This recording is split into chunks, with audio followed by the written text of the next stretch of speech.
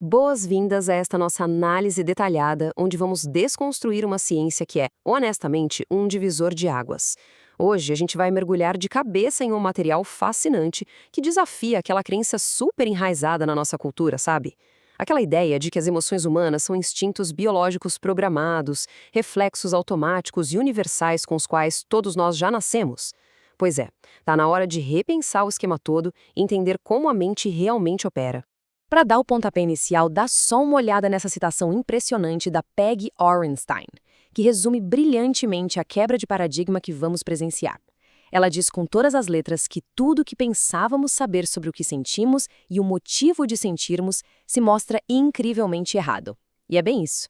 A ciência moderna basicamente nos mostra que a forma como a gente entende a tristeza, a alegria ou a raiva precisa passar por uma baita revisão. Nós não somos apenas vítimas de reações químicas pré-programadas. Tem um processo muito, mas muito mais sofisticado acontecendo nos bastidores do nosso cérebro. Seção 1. O truque mágico da sociedade, construindo a realidade social. Antes mesmo de dissecar a neurociência dos sentimentos, a gente precisa olhar para um conceito completamente diferente, mas que é absolutamente vital. 43 milhões e 800 mil dólares. Imagina só! Esse foi o preço astronômico pago lá em 2013 por uma obra de arte do Andy Warhol, que retratava 200 notas de $1. E para a gente ter uma noção de como esse valor é incrivelmente subjetivo, essa mesma obra exata tinha sido vendida nos anos 90 por 300 mil dólares. O que será que justifica um salto tão absurdo em tão pouco tempo? Vamos pensar na diferença colossal de valor entre 200 notas de dinheiro reais e uma pintura dessas mesmas notas. A pintura não é fisicamente tão diferente assim do papel moeda, né? Ambos são feitos de materiais e pigmentos básicos. Então, esse valor imenso de milhões de dólares simplesmente não existe na física ou na química da tinta ou do papel. É pura invenção da imaginação humana.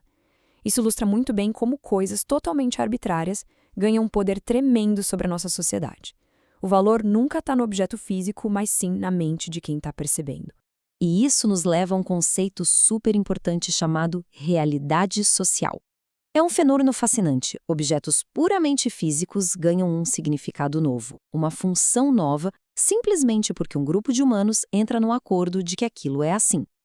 Quando coisas no mundo físico assumem essas funções adicionais puramente por acordo social, temos a fundação da civilização em si. Não existe de forma independente na natureza. Ganha vida só através do nosso acordo inquestionável. Quer ver um exemplo do dia a dia, bem mais simples e até saboroso? A diferença entre um muffin e um cupcake. Fisicamente falando, a química de ambos é quase idêntica, né? Farinha, açúcar, ovos, manteiga. A diferença real está inteiramente no acordo cultural que a gente cria, o nome que a gente dá, a quantidade de cobertura, ou se a gente decide que é um lanche para o café da manhã ou um doce para a festa de aniversário. A diferença não está em nenhuma lei da biologia, mas na historinha que a gente cria em torno daquele bolo. E agora a grande mudança. Emoções equivalem a dinheiro. Prestem muita atenção porque é aqui que a virada de chave realmente acontece. A emoção como realidade social significa que as emoções ganham vida não pela biologia inata, mas de maneira similar à invenção do dinheiro, pela intencionalidade coletiva da sociedade. Elas se tornam uma realidade social apenas porque um grupo humano concorda que certas mudanças corporais representam uma emoção específica. O mesmo mecanismo que cria o valor do papel moeda cria a nossa raiva, a nossa alegria, a nossa tristeza. O lance todo é contrastar constantemente o que é realidade física com a realidade social. Um coração batendo rápido ou as flutuações na pressão do ar são física pura e simples, acontecem independentemente de ter alguém ali observando. Mas conceitos como o som que a gente ouve, o dinheiro que a gente gasta e o medo que a gente sente, tudo isso pertence inteiramente à realidade social. A física fornece os dados biológicos brutos, mas é a nossa mente que constrói a experiência emocional inteira. E como essa mágica toda ganha vida? Através da intencionalidade coletiva. Como eu acabei de mencionar, uma sensação puramente física, como suar frio e ter o coração acelerado, só se torna a emoção chamada medo porque a nossa sociedade compartilha e nos ensina esse conceito desde criancinha. É literalmente o conhecimento compartilhado e o acordo de um grupo de que um conceito específico tem significado. E a consequência disso quebra muito o paradigma. Significa que as emoções não possuem impressões digitais físicas universais. Pensa num homem batendo o pé com força no chão de uma sala. Uma pessoa pode ver isso e pensar com certeza absoluta: nossa, que raiva! Outra pessoa pode ver exatamente a mesma cena e achar que é impaciência. E o próprio homem? Talvez ele só esteja tentando limpar um chiclete grudado na sola do sapato. Nenhuma dessas leituras emocionais pode ser provada num exame de sangue, porque não existe uma assinatura biológica universal para nenhuma emoção. O significado depende inteiramente do contexto e da cultura. O superpoder social. Por que construímos emoções? Bom, se os sentimentos são construções sociais e não vêm de fábrica na nossa biologia, a pergunta inevitável é: para que eles servem afinal? Tem que haver uma utilidade gigantesca por trás dessa invenção toda. E pode apostar que existe. Essas construções são vitais para a nossa sobrevivência. Internamente, as emoções nos ajudam a dar sentido a um mar de estímulos caóticos, ajudando a mente a processar o que importa. Elas adaptam o corpo aos objetivos, regulando o que os cientistas chamam de orçamento corporal, tipo liberar cortisol e glicose se a leitura for de medo, preparando o corpo para fugir. Externamente, elas servem para comunicação emocional rápida e, olha que loucura, nos dão influência social direta sobre o orçamento corporal das outras pessoas. É um sistema de coordenação em grupo simplesmente avançadíssimo. E aqui vai um detalhe que é pura explosão de cabeças. A categorização literalmente entra na nossa pele.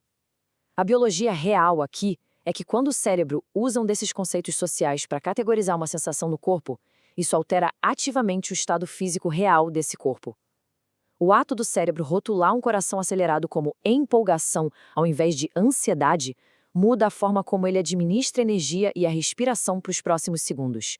Não é só brincadeira de palavras, é mudança real na fisiologia. O que nos traz para a conclusão provocativa. As emoções são realmente reais? Chegamos num ponto onde desconstruímos quase tudo que a gente achava que sabia. Afinal, se a gente inventa nossos próprios sentimentos em conjunto com a sociedade, o que quer dizer chamar uma emoção de real? Essa analogia é perfeita para responder isso. As emoções são socialmente reais, da exata mesma maneira que diferenciamos flores de ervas daninhas. A biologia da planta existe na natureza, isso é inegável, mas a categoria que define se ela é uma flor linda para o buquê de casamento ou uma erva daninha que precisa ser arrancada do quintal, isso é invenção 100% humana. O valor só existe na mente de quem cuida do jardim. E o mesmo princípio vale para surpresa, raiva ou amor. Então, dizer que emoções são construídas não quer dizer que são falsas ou que são ilusão. Nada disso. Elas são incrivelmente reais porque as pessoas concordam coletivamente que são reais. Ideias como dinheiro, nações, leis e as emoções só existem porque nós humanos estamos aqui para concordar com elas. E olha, essas dimensões têm tanto poder sobre nós que as pessoas literalmente vivem, lutam, choram e morrem por causa delas. A realidade social é, no fim do dia, a mais forte de todas as realidades que a gente experimenta. Se a biologia só dá a matéria-prima bruta, e é a nossa sociedade, no nosso acordo invisível, que constrói a realidade emocional maravilhosa e complexa de todo dia, que responsabilidade gigante isso joga no nosso colo, não é mesmo? Fica aqui a grande pergunta: como reconhecer que somos todos arquitetos dos nossos próprios sentimentos e dos sentimentos de quem nos cerca? Pode mudar a forma como a gente julga, educa e trata as outras pessoas. Deixa essa reflexão para ir ecoando aí. Até a nossa próxima exploração.